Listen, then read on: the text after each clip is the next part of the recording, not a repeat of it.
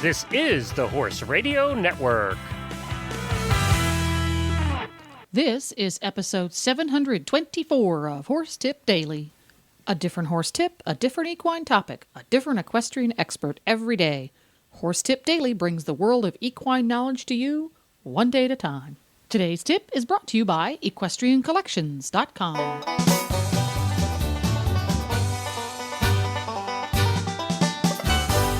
Greetings, horse people. Coach Jen here, and thanks for tuning in to Horse Tip Daily.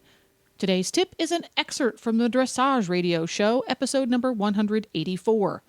Today, Marlene Whitaker joins hosts Reese and Phillip to talk about designing a freestyle ride.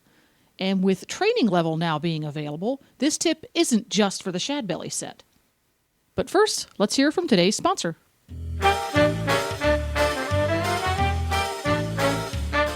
Hi, Glenn here from the Horse Radio Network, and I'm with Debbie from Equestrian Collections. How are you, Debbie?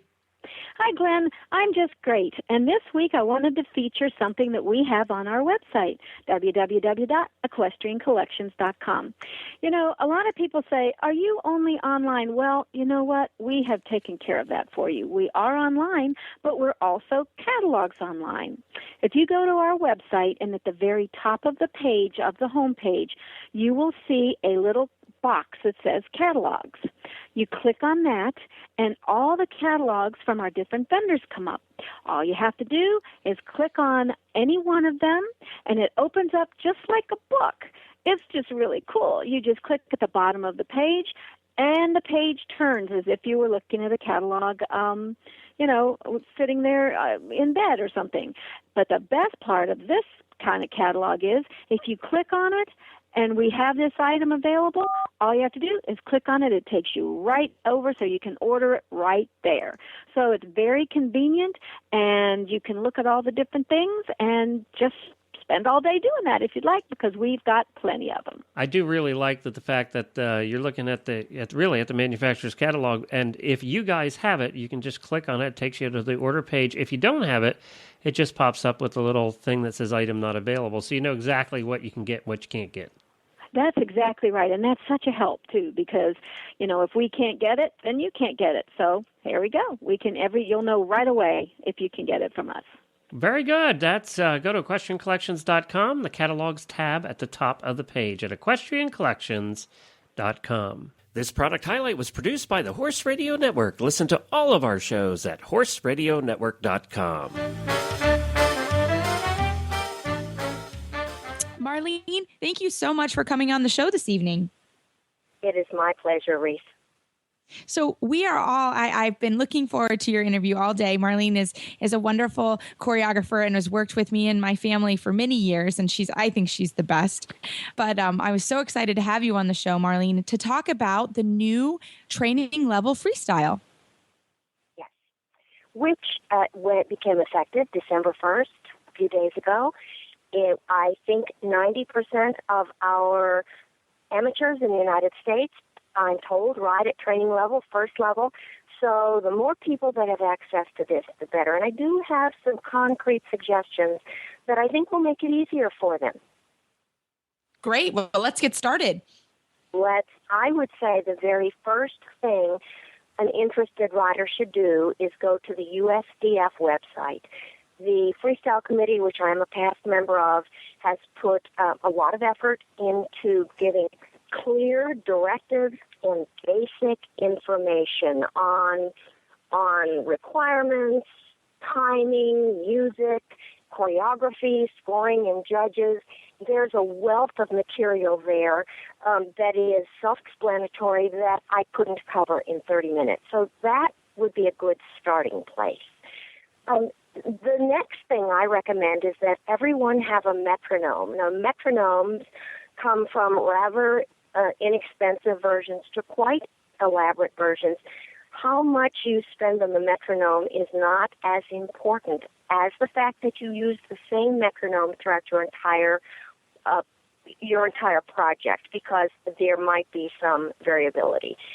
So get a metronome and take a video of your horse in competition and match his walk, trot, and canter. Tap that beat into the metronome, and it will give you a number. A horse's gaits fall in a specific range. Canter can be 89 beats per minute to about 102. And that is literally how many times that inside front leg strikes the ground in a minute's time. The walk might be, say, 96 to 118.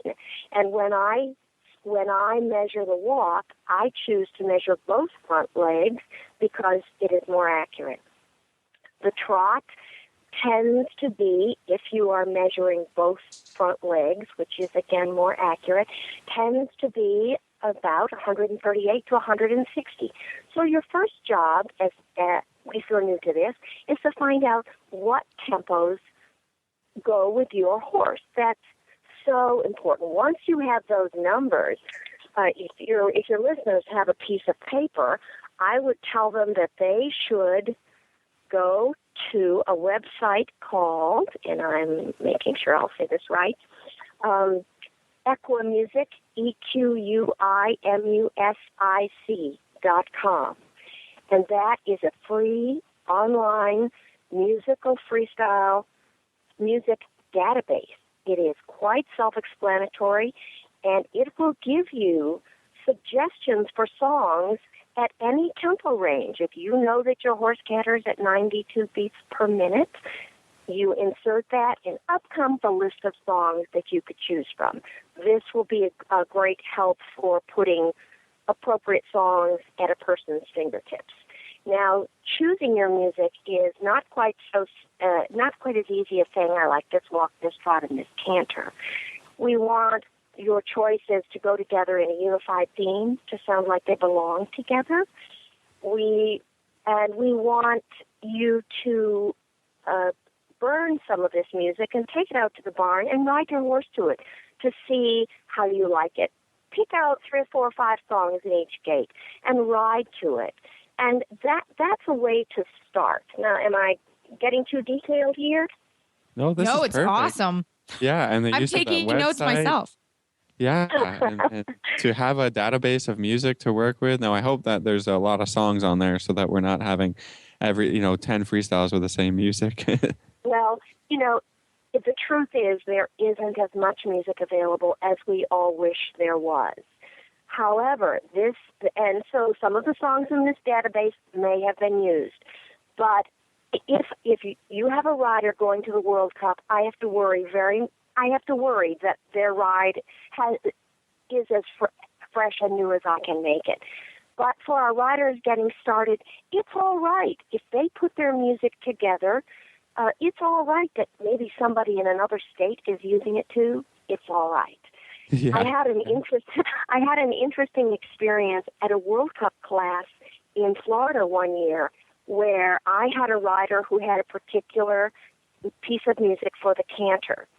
The rider that went in immediately after her had her ride done by someone else and coincidentally had used the same canter piece of music.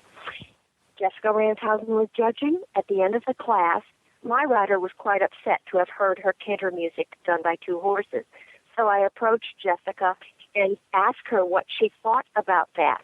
And she hadn't noticed it, not because she isn't an experienced judge. Believe me, she is, and she's done freestyles, and she knows. But her premise is that every cur is choreographed differently with different surrounding pieces, and 2 riders can use the same music back to back and have it be 2 totally different pieces of music. So I share that story with my riders when they get a little uptight about what if someone else is using this music. No one else has your horse. No one else has your choreography. No one else will edit it exactly the same way. So have confidence and just try to create the program that represents you. Now, finding the tempo, which I talked about, is step 1, but just because you have picked a song in a tempo range doesn't mean it will work, because the other part of choice is the style. It is possible to have a song that is tempoed at walk sound like trot. It is possible to have a piece of music that is tempoed for trot sound like walk. That's just the rhythmic groove. That's the variation we find. So when you get to your resource and are able to find songs in a range that you know might work for you, be cognizant that it has to sound like the gait you want it to represent. Well, there you go. Now, I'm pretty sure you'll want to hear the rest of Marlene's interview, so make sure you stop by dressageradio.com, and right down the center of the page are all of the episodes listed. Just look for number 184, and you can listen to Marlene's talk with Philip and Reese in its entirety. You can also find lots more tips about becoming a better rider at horsetipdaily.com. Just go to the topics drop-down menu on the left. Don't forget to support our sponsors here on Horse Tip Daily because they make these podcasts possible. Today's podcast has been brought to you by EquestrianCollections.com. Just like Horse Tip Daily brings the whole world of equine knowledge to you, Equestrian Collections brings the whole world of equine online shopping to you. Check them out today at EquestrianCollections.com, and while you're there, tell them Coach Jen sent you. Please stop by the Horse Tip Daily Facebook page and let us know what you think of the tips you hear on the show. It's also a great place to tell us about topics you'd like to hear us cover on the show. You can subscribe to all the great shows on the Horse Radio Network through iTunes or Zune and get your horse podcasts automatically downloaded to your iPod, Zune, or MP3 player. You can also listen to the shows right on Facebook. The player's right there every day. I'll be back again tomorrow with another new expert and a different horse tip. Until then, go ride your horse!